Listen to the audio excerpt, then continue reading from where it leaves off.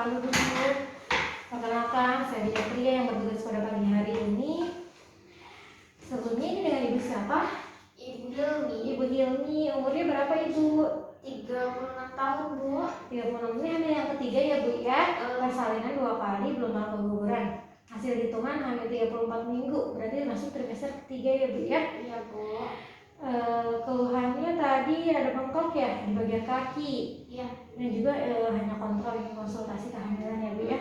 Hasil pemeriksaan tensinya agak tinggi nih, 130/90. Tadinya sih normal 80. Suhu juga tidak ada demam, 36,5 derajat Celcius, dan juga pernafasan 24 kali per menit. Untuk pemeriksaan cek lagi untuk kunjungan sekarang belum ya? Belum, Bu.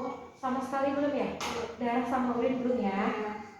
Oke, sebelumnya di sini materi konseling pada kunjungan hamil kali ini yaitu tanda bahaya pada ibu hamil trimester 3. Nanti saya akan jelaskan sambil lihat ya gambar di sini agar ibu dan bapak bisa lebih memahami. Mungkin ada kata-kata medis yang kurang mengerti ya Pak ya. Nanti 5-10 menit waktunya. Tujuannya apa? Agar bapak juga tahu apa yang dialami oleh ibu, bisa peka dan juga bisa sergap langsung apabila mengalami, langsung diperiksakan ke tenaga kesehatan. Oke, Bapak, Ibu ada yang mau ditanyakan sebelumnya? Tidak ada ya, saya cuci tangan terlebih dahulu.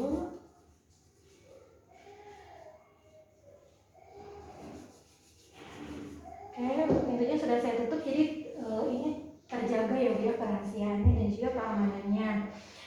Untuk yang pertama, apakah Ibu Bapak pernah mendengar sebelumnya tentang tanda bahaya pada ibu hamil trimester 3? Belum ya? Untuk keluhan saat ini apa Ibu? Kaki bengkak aja. Kaki bengkak aja ya. Nah, di sini saya akan menjelaskan Ibu tentang tanda bahaya pada ibu hamil trimester 3 apa saja. Yang pertama, di sini ada Bu gejala preeklamsia, gerakan janin berkurang, kemudian perdarahan pervaginam, ketuban pecah dini, terus ada demam ya Bu ya. Kita mulai dari awal ya. Preeklamsi itu apa? Biasanya tekanan darah tinggi, disertai protein urinnya positif, bisa 1, 2, ataupun 3. Gejalanya kaki bengkak Bu, tapi tidak hanya kaki, tangan, wajah, bisa semuanya atau salah satu. Nyeri ulu hati, pusing, menetap, kepala terasa berat, kemudian adanya pandangan kabur ya, seperti itu. Bisa disertai juga dengan nyeri ulu hati. Bahayanya apa? Bahayanya bagi ibu bisa menuju ke eklamsi atau kejang. Nah, bagi bayi bisa adanya gawat janin atau kematian. Terutama ibu juga apabila telah mengalami kejang takutnya tidak sadarkan diri, seperti itu. Kemudian untuk selanjutnya gerakan janin normalnya berapa kali sih? Normalnya itu 10 kali setiap 12 jam. Jadi sehari minimal 20 kali ya. Nanti bisa ibu pancing dengan makanan manis atau diusap-usap agar bayi itu bergerak. Bahayanya apa sih kalau bayi tidak bergerak? Dalam 12 jam itu kurang dari 10 kali bisa menandakan bahwa gawat janinnya kurang oksigen atau kurang nutrisi. Ini bahayanya bisa menyebabkan kematian. Kemudian tentang perdarahan pervaginam itu ada 2 Ibu. Yang pertama, kalau trimester 3 itu adanya lepas plasenta atau solusi plasenta. Biasanya darah bisa berupa flek atau mengalir banyak gitu, aktif. Nah ini kalau solusi plasenta disertai dengan nyeri yang hebat ya. Kalau plasenta previa itu hanya letaknya di bawah, bisa mengalami perdarahan tapi tidak adanya nyeri, bisa flek ataupun darah yang mengalir. Bahayanya apa? Bahayanya bagi ibu bisa shock, kehabisan darah, kehabisan cairan, bisa juga amit-amit kematian. Bagi janinnya apa? Kalau ibu kekurangan darah, tentu janinnya juga mengalami kekurangan darah, jadi nanti kekurangan oksigen bisa gawat janin atau kematian. Kemudian untuk ketuban pecah dini Ibu ya, untuk ketuban pecah dini normalnya ketuban itu pecah pada saat lahiran ya Bu ya.